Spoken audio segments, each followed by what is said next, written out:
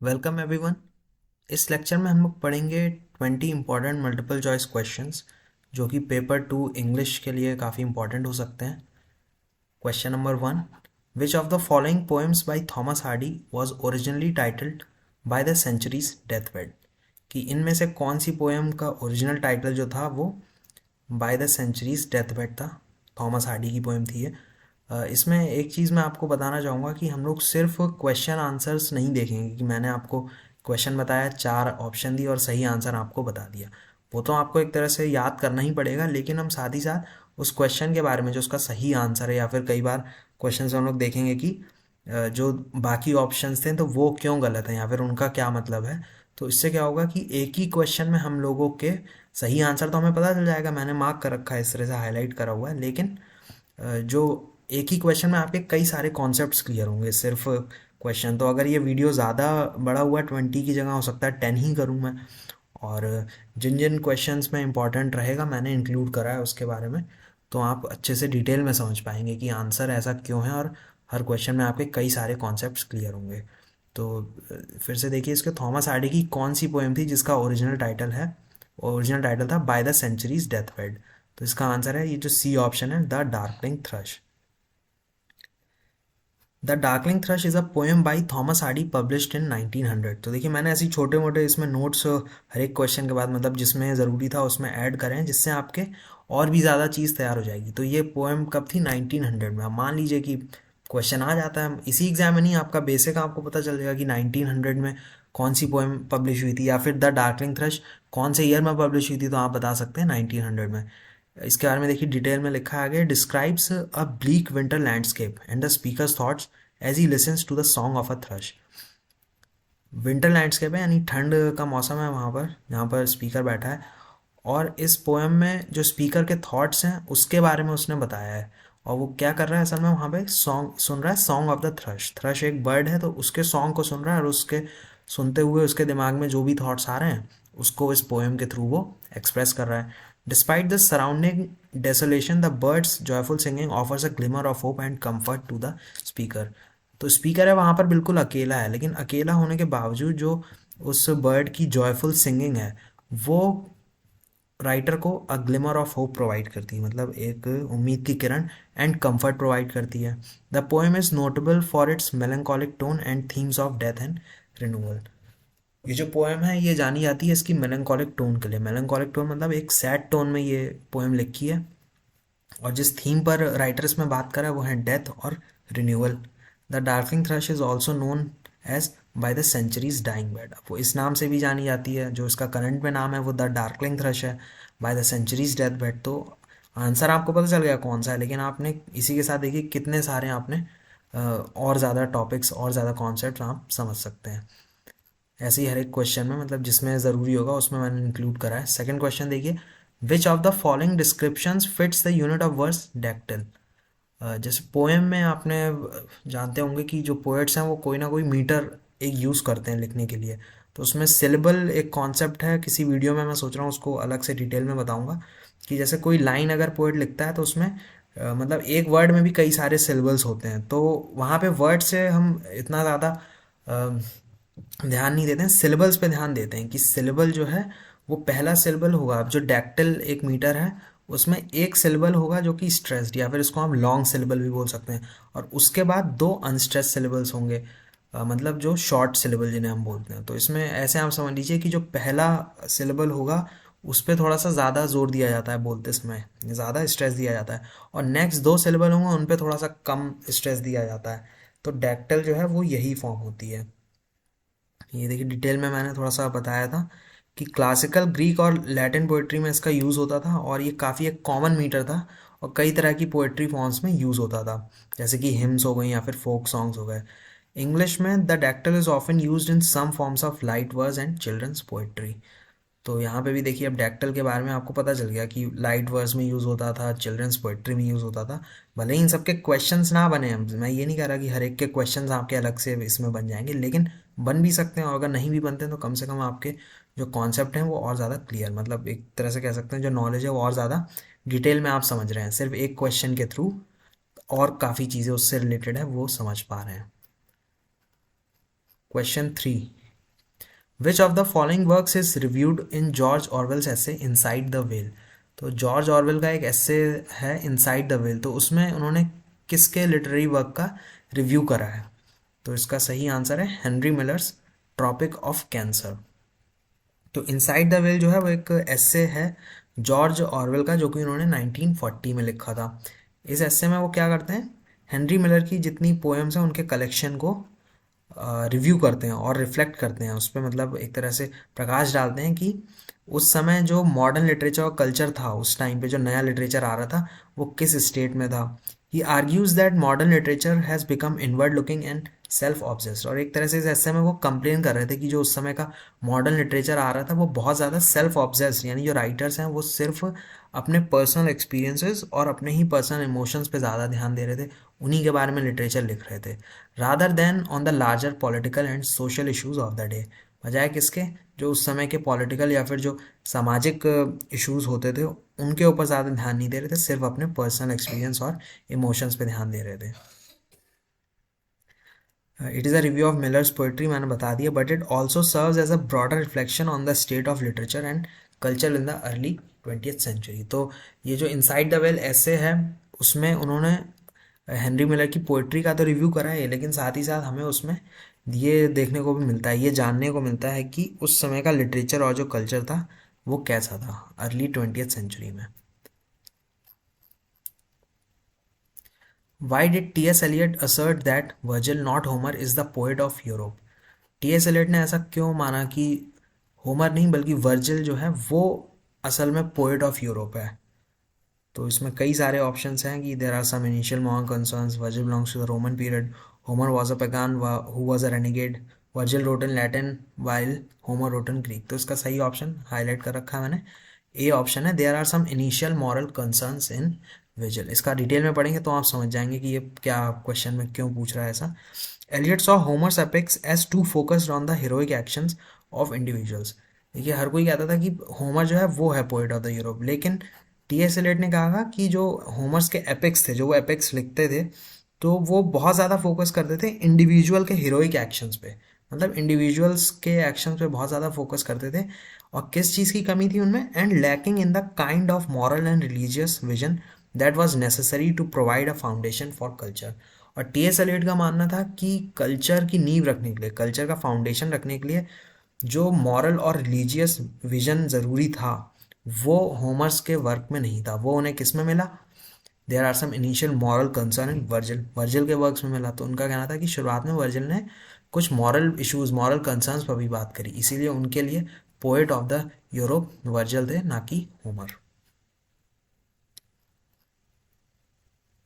Question 5 देखते हैं, which type of textual copy is concern with an assessment of the physical details of the book and their exact relationship to the condition in which the book was planned to appear at the time of its initial publication। जैसे मान लीजिए कि आप अभी से बहुत time पहले कोई पब्लिश अगर नॉवल हुई है उसके बारे में जानना चाहते हैं, तो अगर आप उसकी रियल फिजिकल डिटेल्स, यानी जिस टाइम पे वो पब्लिश हुई थी बुक, उसकी फिजिकल डिटेल्स में के बारे में अगर जानना चाहते हैं, क्योंकि आज के टाइम अगर या तो हम इंटरनेट पे पढ़ लेंगे उस चीज़ को, अगर बुक में भी सॉरी स्टोर पे जाके खरीदेंगे तो भी आपको उसका रीप्रिंट मिलेगा।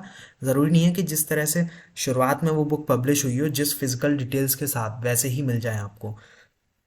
तो इसको अगर आप एक ऐसी कॉपी ले लेते हैं जिसमें उसकी फिजिकल डिटेल्स और उनका जो रिलेशनशिप है उस टाइम पे जिस कंडीशंस में मतलब वो बुक को पब्लिश होना था, तो सेम वैसी डिटेल्स के साथ अगर आपको कॉपी मिल जाती है तो वो होगी आपकी ideal copy.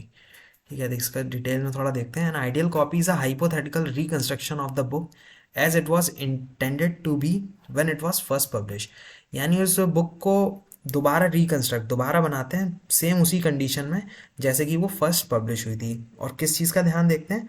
Design and production elements की, उस मतलब एक तरह से जितनी भी फिजिकल डिटेल्स हैं कि उसकी डिज़ाइन कैसी थी, किन किन एलिमेंट्स का यूज़ हुआ था उनके उसके प्रोडक्शन में, जैसे कि काइंड ऑफ पेजेस हो गया, या फिर इंक कौन सी थी, या फिर किस फॉन्ट्स में वो किताब लिखी गई थी, बिल्कुल ओरिजिनल उसको प्रोड्यूस करते हैं दोबारा, इंक्लूडिंग द टाइप फेस भी। देखिए मैंने बताया ना कि जो फॉन्ट्स हैं वो कैसे यूज़ करें, पेपर किस तरह का यूज़ था, बाइंडिंग किस तरह से करी गई थी, क्योंकि ये सब चीज़ें टाइम टू टाइम चेंज होती रहती हैं। तो किसी वर्क का अगर आप आइडियल कॉपी लेंगे तो उस समय आपको उन्हीं सब चीज़ों को दोबारा रिकंस्ट्रक्ट उन्हीं सेम स्टेजेस में उसको बनाना पड़ेगा, मतलब सेम डिटेल्स के साथ सारी वही एलिमेंट्स यूज़ करके।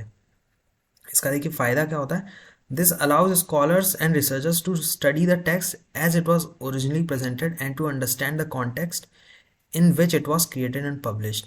अब देखिए आप कहेंगे कि पेज का किस मतलब उससे क्या फ़र्क पड़ता है कि पेज किस तरह का था, लेकिन टाइप ऑफ पेज यानी टाइप ऑफ पेपर जिस पे वो बुक पहली बार पब्लिश हुई थी, तो उससे भी जो पढ़ने वाले लोग होते हैं ना, स्कॉलर्स हो गए, मान लीजिए आप लोग भी आगे जाके रिसर्च में जाएंगे तो आपको बहुत आइडिया लगेगा कि अच्छा उस टाइम पे इस तरह का पेपर यूज़ होता था, तो वो एक तरह से ओवरऑल कॉन्टेक्स्ट आपको आइडियल कॉपी प्रोवाइड करती है। यहाँ पे नेक्स्ट मैंने बता दिया कि रियल कॉपी क्या होता है। देखिए real copy is an actual physical copy of a book with all of its imperfections variations and signs of wear and tear, यानी जो एक सबसे पहली एक्चुअल फिजिकल कॉपी थी उसे हम बोलेंगे रियल कॉपी। बेस कॉपी क्या होता है, is a single physical copy that is use at the starting point for creating an ideal copy. जैसे आइडियल कॉपी जिस क्वेश्चन का आंसर था उसको बनाने के लिए जिस चीज़ का इस्तेमाल करते हैं वो होती है base copy. While an initial copy is the first edition of a book as it was first publish. और इनिशियल कॉपी आप बोलते हैं उस पहले एडिशन को जो सबसे पहले जब वो पब्लिश हुई थी तो उस टाइम पे जो उसका पहला एडिशन होगा उसको हम बोलेंगे इनिशियल कॉपी। अब देखिए काफ़ी ये चीज़ें हैं ना काफ़ी सेम सी लगेंगी आपको कि ज़्यादा डिफरेंस नहीं दिख रहा, लेकिन तब भी मैंने ट्राई करा है कि यहाँ पर थोड़ा सा आपको सबके बारे में थोड़ा सा डिटेल में पता चला है। बस इसका जो सही आंसर है आइडियल कॉपी, ये ध्यान रखिएगा कि फिजिकल डिटेल्स को असेस करने के लिए यानी दोबारा से जिस रियल कंडीशन में वो बुक लिखी गई थी तो वैसे बनाने के लिए जो कॉपी का इस्तेमाल होता है उसको हम बोलते हैं ideal copy. Question 6, which one of the following novels of Jane Austen was abandoned unfinished. कि जेन ऑस्टन हमारी एक ऑथर थी तो उनकी कौन सी नॉवल अनफिनिश यानी अधूरी रह गई थी, तो ये चार ऑप्शंस हैं, इसमें जो है वो सही आंसर है the Watsons. Notable unfinished works by Jane Austen include the Watsons and Lady Susan. तो द वॉटसन थी वो भी इनकी अनफिनिश्ड रह गई थी, लेडी सुजन थी वो भी अनफिनिश्ड रह गई थी, और किस वजह से रह गई थी, include due to her death and provide a glimpse into her creative process and the range of her literary interest. और इन दोनों वर्क से हमें उनका जो क्रिएटिव प्रोसेस है ना उसके बारे में भी काफ़ी पता चलता था कि वो क्योंकि वो अनफिनिश्ड रह गई थी, फिनिश नहीं थी जिस तरह से मार्केट में उसे लॉन्च करा जाता है, तो उनका जो क्रिएटिव प्रोसेस था वो किसी कहानी को किस तरह से बिल्डअप करती थी, कैरेक्टर्स कैसे लिखती थी, तो ये सब भी हमें इनके इन वर्क से पता चलता है। एक और इनका लिटरेरी वर्क था सैंडिशन, जो कि इन्होंने लिखना शुरू करा था 1817 में जनवरी में, और अपनी डेथ से कुछ ही मंथ्स पहले, तो उसके से 12 चैप्टर वो लिख पाई थी। उसके बाद काफ़ी तबीयत उनकी ख़राब हो गई तो उन्होंने उसे कंटिन्यू नहीं करा। इसके बावजूद जो उनकी इनकम्प्लीट रह गई थी ये सैंडिशन नाम का जो इनका वर्क था, तभी इसको बहुत ज़्यादा इम्पॉर्टेंट माना जाता है इनकम्प्लीट होने के बाद भी, कि जो उनकी एक लिटरेरी लेगेसी है, यानी उन्होंने उनके one of the best works में कह सकते हैं, या फिर जो उनका एक पूरा लिटरेचर का करियर रहा था उसके बारे में हमें काफ़ी इसको इम्पॉर्टेंट माना जाता है सैंडिशन को। और क्यों, क्योंकि वो इंसाइट प्रोवाइड करता है, हमें दिखाता है कि उनका राइटिंग स्टाइल कैसा था, किन थीम्स पर वो लिखती थी, ठीक है, as well as the social and cultural context of her time, और जिस टाइम पर वो लिखती थी उस टाइम का जो सोशल और कल्चरल कॉन्टेक्स्ट था वो कैसा था, तो इसके बारे में भी हमें काफ़ी पता चलता है। क्वेश्चन 7, ये किसने कहा था, to see him act is like reading Shakespeare by flashes of lighting.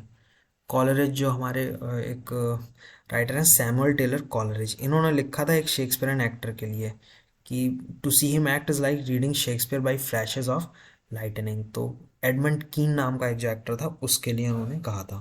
तो इसमें ऐसा कोई डिटेल नहीं है, तो बस आप ये ध्यान रखिएगा कि सैमुअल टेलर कॉलेज ने एडमंड कीन के लिए कहा था कि इट इज़ लाइक रीडिंग, मतलब उनको एक्ट करते हुए देखना ऐसा है जैसे कि reading Shakespeare by flashes of lightning.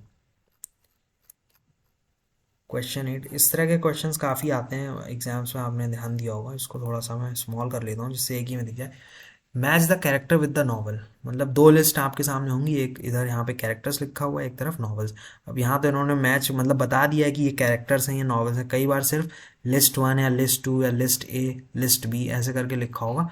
तो इसमें जैसे हम लोग छोटी क्लासेस में करते थे ना, मैच द फॉलोइंग, कि केट जो है वो कौन सी नॉवल की कैरेक्टर है, फ्लोरेंस है वो कौन से नॉवल का कैरेक्टर है, तो हमें यहाँ पे बस मैच नहीं करना है, क्योंकि हमें ऑप्शन तो ए बी सी डी में दिए होंगे, तो उन्होंने कई सारे ऑर्डर दिए होंगे। जैसे जो ए ऑप्शन है, इनका मतलब है कि जो ए और वन इसके आगे लिखा है, तो केट जो है क्या वो ग्रेट एक्सपेक्टेशंस में एक कैरेक्टर था?